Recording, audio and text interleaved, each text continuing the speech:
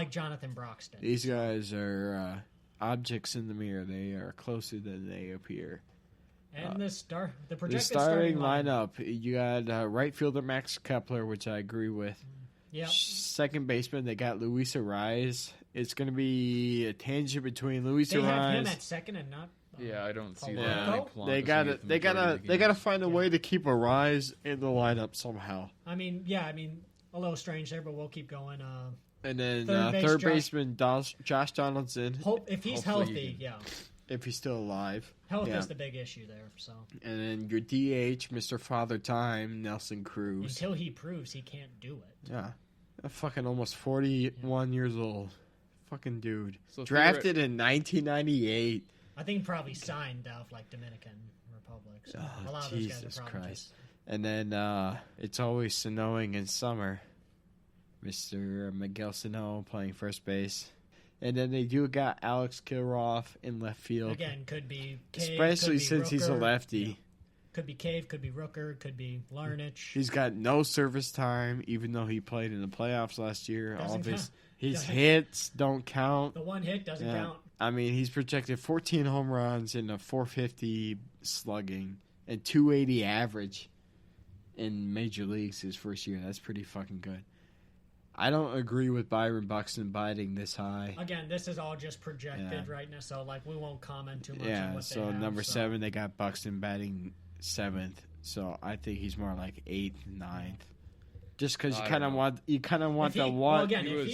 leadoff hitters in a row type of thing going on. I mean, there's again a lot of lineup science you could put into it. So. You put Buxton at 9th, you put Kepler at first, and you put fucking Polanco or Rise at second. That's basically 3 leadoff batters in a row. Right.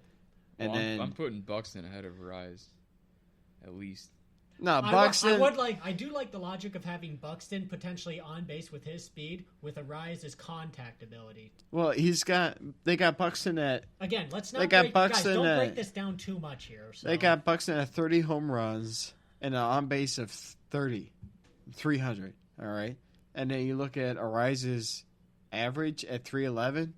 I mean, I'd rather have Buxton batting ahead of Arise because Buxton's on base is high, and then Arise's average is high. Yeah. So Buxton gets on base, and then Arise hits him home. Over. Yeah. Right. That's why. Gets a third.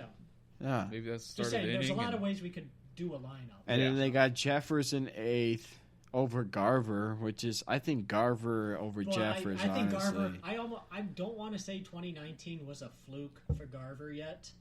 It was just a showing of his potential. Right. It's what he could do when he gets going. He won a fucking Silver Slugger. But again, the front office is very high on Jeffers. Yeah, and I mean, he's the fucking 59th overall prospect in baseball. According to Fangraphs. Yeah, I mean, he's too legit to quit. And then you get in Drolton Simmons. You signed him more for his defense than his bat. Yeah.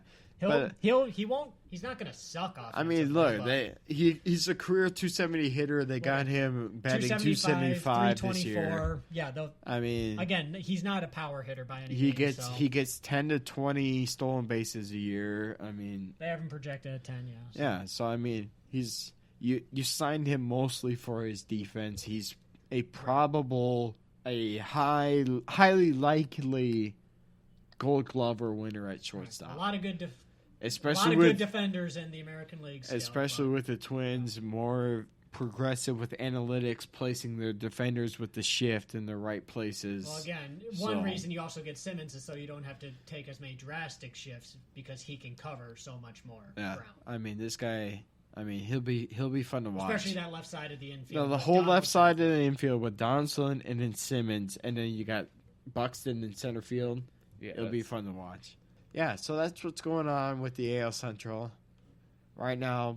We're not going to talk about pitching. Well, we kind of already did, but I mean, again, potentially five starters in any order. You got Barrios, Maeda, Pineda, Happ, and Schumacher, or most likely, and then fill in Randy, Dobnik, and Speltzer for injuries. And then, we kind of talked about the bullpen being deepened out like they did. So. They got the veterans for the late innings, and they got young kids for long middle relief.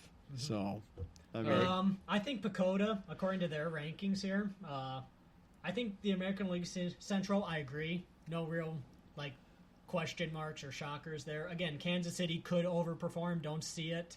Cleveland, very competitive. We'll see what Chicago does. Again, very young team, could regress or just could keep surging like they did. I think they go Minnesota, Chicago, Kansas City, Cleveland, Detroit. Yeah, you're not very high on Cleveland. No, I'm not.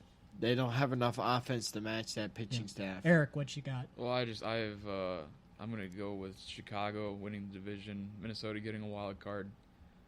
Losing to the Yankees on the Yep. road. Yeah. Don't win a playoff As fucking is game tradition. again. And then I'm gonna go Cleveland, Royals, and then Detroit.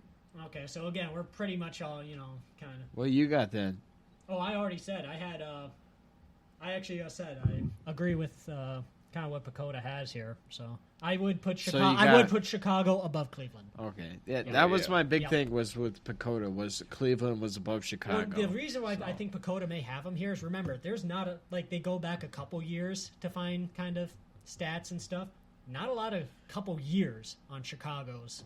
So Yeah. Well, there's just so much turnaround So, in right. baseball. Which that- division y'all want to do next week? AL East, NL East, NL Central, NL West, do we AL just go West. NL Central, close out the Central. Yeah.